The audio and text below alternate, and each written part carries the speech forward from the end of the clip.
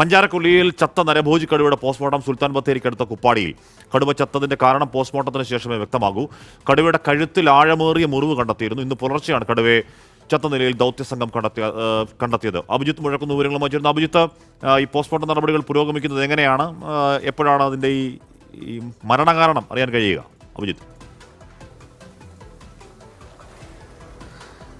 ഹഷ്മി, അല്പസമയം മുൻപാണ് ഈ പോസ്റ്റ്മോർട്ടം നടപടികൾ ആരംഭിച്ചത്. ഇതിൽ chief wildlife warden Pramod G Krishnan, chief veterinary surgeon Arun Zacharia, wildlife warden Varun Dalia, CCF KS Deepa എന്നിവർ പങ്കെടുക്കുന്നുണ്ട്. ഏതാണ്ട് 1 മണിയോടടുപ്പിച്ച് തന്നെ ഈ പോസ്റ്റ്മോർട്ടം നടപടികൾ പൂർത്തിയാകുമെന്ന് നമ്മൾ മനസ്സിലാക്കുന്നു. അത് കഴിഞ്ഞ് CCF മാധ്യമങ്ങളെ കാണും എന്നുള്ളൊരു വിവരം കൂടിയുണ്ട്.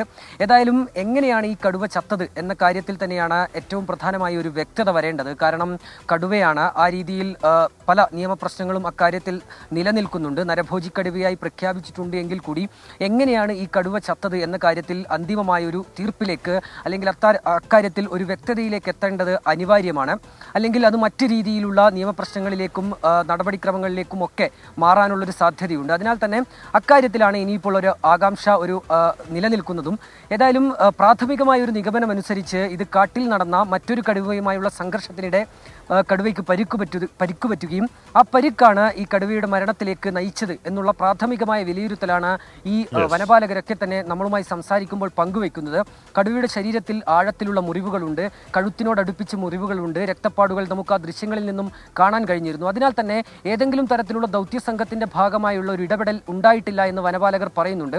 ആ രീതിയിൽ ഈ വെടിയേറ്റതിന്റെ പാടുകളും ശരീരത്തിലില്ല. പിന്നെ എങ്ങനെയാണ് ഈ ആഴത്തിലുള്ള മുറിവുകൾ ഉണ്ടായത് എന്ന കാര്യത്തിലാണ് ഒരു വ്യക്തത വരേണ്ടത്. ഏതായാലും അല്പസമയത്തിനകം തന്നെ ഈ പോസ്റ്റ്മോർട്ടം നടപടികൾ പൂർത്തിയാകും.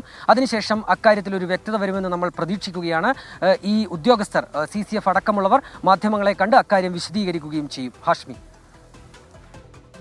ഓക്കെ, അപ്പോൾ എന്തായാലും നരഭോജി കടുവ ചത്തു. അതുതന്നെ പഞ്ചാരക്കൊല്ലിക്ക് വലിയ ആശ്വാസം, വലിയ സമാധാനം. കാര്യം ഈ കഴിഞ്ഞ ദിവസങ്ങളിലൊക്കെ അവർ അത്രയധികം വല്ലാത്ത മാനസികാവസ്ഥയിൽ കഴിഞ്ഞു.